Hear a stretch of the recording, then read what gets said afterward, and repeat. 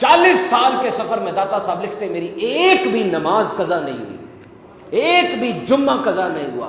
What is the basic factor؟ علم دین، کشف المحجوب لکھی آپ نے، ساری کتابیں تو غزنی میں چھوڑائے تھے آپ۔ اقبال فرماتے ہیں سید حجویر مخدوم امم، ڈاکٹر اقبال فرما رہے ہیں، یہ اکثر جایا کرتے تھے وہ داتا صاحب کے مزار شریف پر، اور داتا صاحب کے قدموں کی طرف شعر بھی لکھا تھا ان کا یہی والا، سید حجویر مخدوم امم، ساری امت کو داتا علی اجمیری کا شکر گزار ہونا چاہیے۔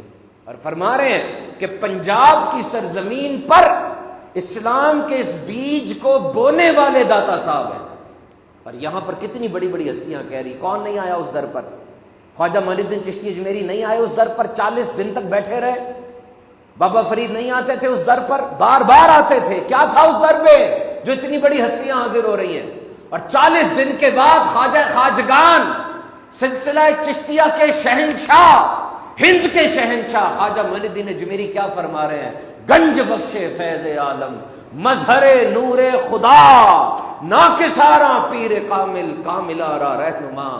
ناقصوں کے تو پیر ہیں آپ، لیکن کاملوں کے بھی آپ رہنما ہیں۔ بتائیے کون کہہ رہا ہے؟ یہ کہنے والے کی زبان ہوتی ہے نا، سٹیٹس ہوتا ہے ایک۔ تو پہلی خوبی داتا صاحب کی کیا ہے؟ آپ سید ہیں، نجیب الطرفین، اماں جان کی طرف سے حسینی سادات میں سے ہے، والد صاحب کی طرف سے حسنی سید ہیں، دونوں کی آپ کو برکتیں حاصل ہیں۔ اور یاد رکھو سید انسان کبھی اپنی کوشش سے نہیں ہوتا، this is by not by choice, this is something blessed, this is something bestowed, آپ کو مل گیا۔ اب جو سید ہے اس کا احترام اور اعتزاز یہ ضروری ہے۔ داتا صاحب نے پورے نون عالم اسلام کا سفر فرمایا، آذربائیجان، تبرستان، شام، عراق، بغداد، 40 سال تک سفر کیا۔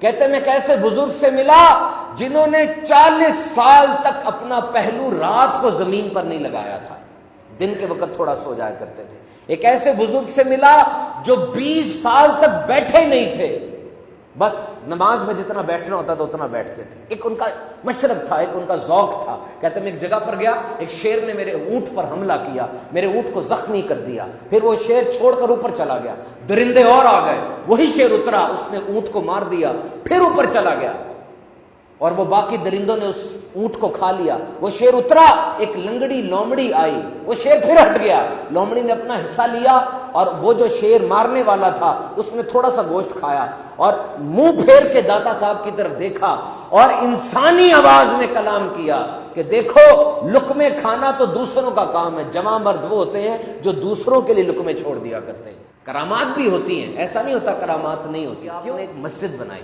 اس مسجد کا جو رخ تھا وہ قدر جنوب کی طرف تھا۔ علماء کو تشویش ہوئی، آپ نے علماء کو اپنے پیچھے بلا لیا، ایک نماز ادا کی، اور نماز کے بعد کہا آپ لوگوں کو قبلے کے حوالے سے تشویش ہے، وہ سامنے دیکھے۔ انہوں نے سامنے دیکھا، سامنے خانہ کعبہ نظر آ گیا۔ اب یہ داتا صاحب کو اپنی اس طاقت پر یقین تھا کہ اتنے حجابات ہیں لیکن میں خانہ کعبہ دیکھ بھی سکتا ہوں اور ان کو دکھا بھی سکتا ہوں۔ ایک انگریز آیا تھا، اس سے پوچھا تم نے لاہور دیکھا، بڑا کچھ دیکھا، شیش محل دیکھا، قلعہ دیکھا، یہ دیکھا، وہ دیکھا، یہ تو بتاؤ تم نے کس چیز نے متاثر کیا؟ وہ کہنے لگا میں تو حیران ہوتا ہوں، ایسے لگتا ہے کہ لاہور والوں کے دل اس ایک قبر والے کی مٹھی کے اندر ہے، ایسے لگتا ہے کہ صوفی کی قدر، اس صوفی کی عزت لاہور والوں کے دل میں جیسے ڈال دی گئی ہے۔